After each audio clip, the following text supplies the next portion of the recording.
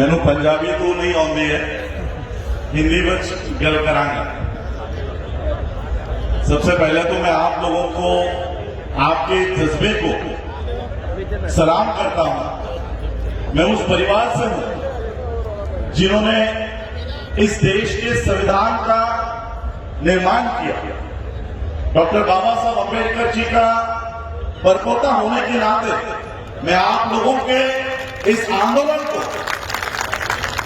आंदोलन में पूरे दिल से पूरे सभी भारत में ही नहीं, भारत के बाहर, अभी मैं बैठा था तो मुझे कनाडा से फोन आया, ऑस्ट्रेलिया के जितने भी अम्बेडकराई पूरे विश्व में है, सभी विश्व के अम्बेडकराई लोगों ने आपके इस आंदोलन को समर्थन दिया हुआ है।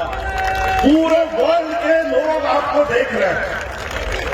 ये मोदी सरकार में आने के बाद पूरे देश भर में एक डर का माहौल था, और खासकर बाबा साहब को मानने वाले लोगों में एक डर था कि ये मोदी संविधान को हटाने की कोशिश कर रहा, लोकतंत्र को हटाने की कोशिश कर रहा। डॉक्टर बाबा साहब अम्बेडकर जी ने इस देश को संविधान देते समय ये डर महसूस किया था कि लोकतंत्र को इस देश में हम दे रहे हैं, लेकिन वो कब तक टिकेगा, क्या लोकतंत्र इस देश में बचेगा। लेकिन आज मुझे आप लोगों को देखकर लगता है डॉक्टर बाबा साहब अम्बेडकर जी ने 1956 में यह डर महसूस किया था, लेकिन आज 2020 में पूरे कॉन्फिडेंस के साथ लेता हूं, मोदी नहीं, मोदी का बाप भी आ जाए, इस देश से लोकतंत्र कभी नहीं हटने वाला। मेरे पहले कुछ लोग कह रहे थे कि ऑपोजिशन आज खत्म हो गया, मीडिया खत्म हो गया।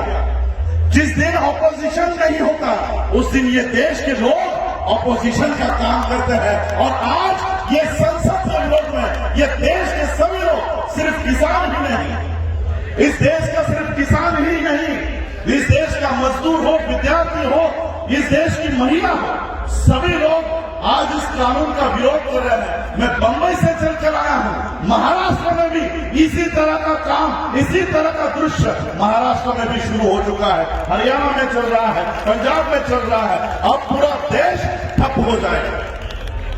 जब तक इस कानून को वापस नहीं लेते, जब तक इस कानून को पूरी तरह से बर्खास्त नहीं करते, तब तक हम अभी अपने इस स्तर से हटने वाले नहीं हैं। और इसलिए मैं आज आप लोगों के जज्बे को सलाम करने के लिए मुंबई से यहां पर चल के आया हूं। और मुझे आज तहे दिल से खुशी हो रही है कि मेरा संविधान, बाबा साहब का संविधान इस देश से कभी नहीं हट सकता। जब तक वो आपके हाथों में है तब तक वो कभी नहीं हट सकता।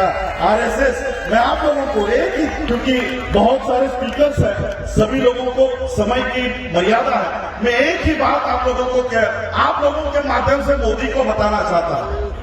मोदी को लगता है कि संसद में अब हम बहुमत में आ गए, 350 के ऊपर एमपी हो गए हैं, राज्यसभा में हम लोग बहुमत में आ गए।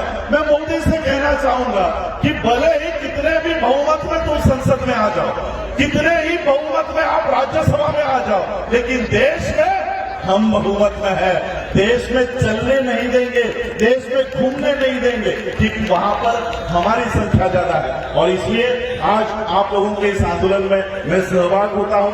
और आप लोगों, क्योंकि समय की पाबंदी है, एक नारा देकर अपनी वाणी को विराम देता हूं। वाहिगुरु जी का खालसा, वाहिगुरु जी की फतेह, जो बोले सो निहाल। धन्यवाद, थैंक यू, बहुत बहुत धन्यवाद जी। ਹੁਣ मैं बेनती करांगा बोध सिंह मानसा जी ਨੂੰ, वो 2 मिनट वास्ते, क्योंकि समा बहुत सीमित है, बुलारे साडे बहुत ਵੱਡੇ है, समा 1 घंटा चाहोगे, 2 घंटे चाहोगे वो बोल सकते, पर समय के हिसाब ਦੇ ਨਾਲ 2 ਮਿੰਟ ਤੁਸੀਂ ਮੈਨੂੰ ਆ ਦੱਸੋ